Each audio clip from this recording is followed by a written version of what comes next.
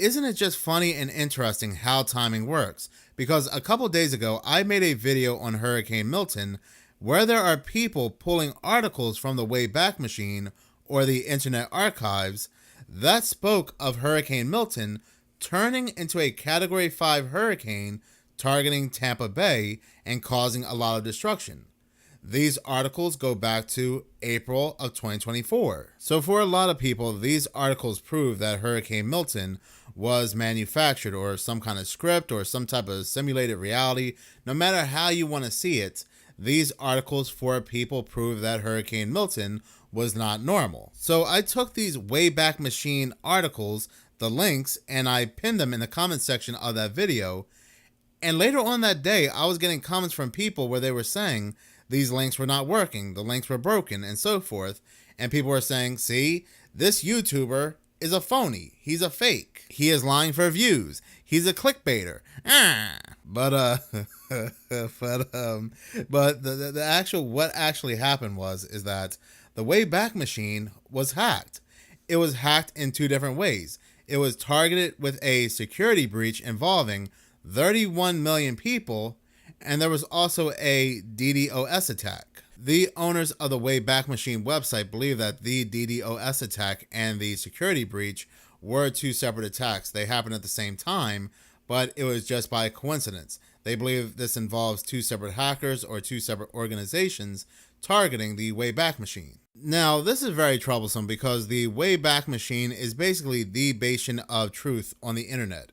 It is the Alexandria Library. It is the virtual encyclopedia of the internet. There are many political affiliations. There are many companies, many corporations, many organizations that delete things off the internet so we can't see it. And we use the Wayback Machine to find what they had deleted. For example, I'll give you a good example. Remember the video I made where Buckingham Palace, the royal website, royal.uk, released a very bizarre article where they said the Queen was seen by her subjects in a different form. And this article goes on to say the Queen has ruled for longer than any monarch in British history, becoming a much loved and respected figure across the globe.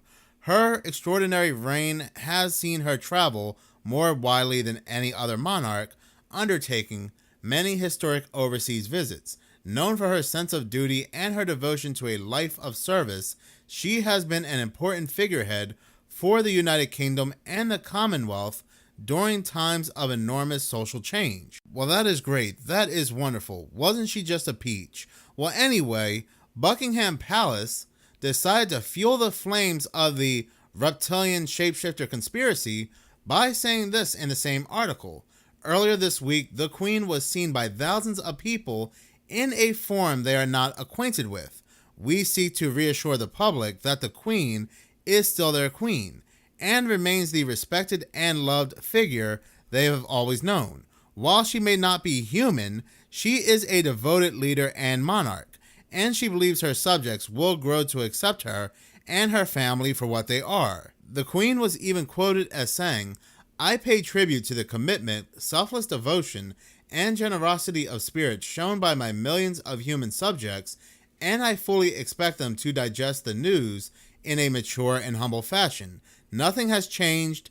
Together we shall march on." Well, that was indeed beautifully put. That tugs on my icy horror heartstrings.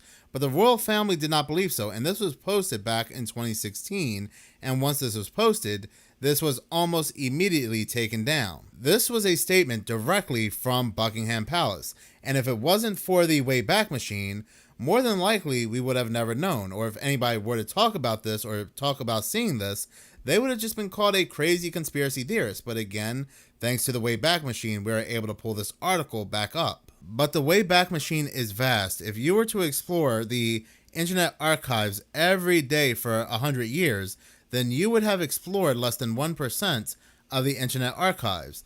That's how much information it holds. It has been taking snapshots of websites all the way back to 1996, when many of these websites were in their HTML form. So needless to say, it holds a lot of information. It makes you wonder, with a website holding so much information, could there be something in there that certain political affiliations, organizations, companies, and certain people might not want you to see. There could still be a ton of information or a ton of websites inside the Internet Archives that may expose some future agendas or may show some confliction with certain narratives. More and more people are using the Internet Archives as their source of truth as opposed to fact checkers. But it seems like there is an organized effort to take down the Wayback Machine.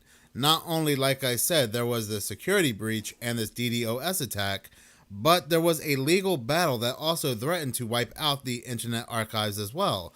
So somebody or somebodies really wants the Internet Archives taken off the internet. There are record labels, book publishers, and so forth stating that the Internet Archives is showing copyrighted information. So we know what's behind the $631 million lawsuit, but we really don't know what's behind the string of DDoS attacks the Wayback Machine is currently facing. There are people that believe the string of DDoS attacks is a way to take certain information off the internet for good, perhaps information that we are still not aware of. The Wayback Machine or the website owners do not know the motives behind the string of attacks. However, there was a Twitter account, SN_dark_meta, that has claimed responsibility for the breach, and its reasonings for the attack is because the archive belongs to the United States of America, and as we all know, this horrendous and hypocritical government supports the genocide that is being carried out by the terrorist state of Israel. Now, I am sorry, this is such a bogus reason to attack the world's largest encyclopedia. There has to be another motive here. When I hear bogus reasonings like this, then I know there's some BS going on. Because again, the Wayback Machine exposes a lot of information that certain people, certain organizations, and so forth thought was deleted off the internet for good. Well, as of right now, the Wayback Machine or the Internet Archive is currently offline. You try to go ahead and access the website and it says temporarily offline. So it looks like they're trying to resolve some issues. But it looks like there is a organized effort to remove the Wayback Machine, the biggest encyclopedia, the holders of the past, off the internet for good. But in any case, thank you so much for watching. If you like this channel and you want to see more, please subscribe. If you're already subscribed, please like, as any engagement does help the channel grow. Once again, thank you so much for your support.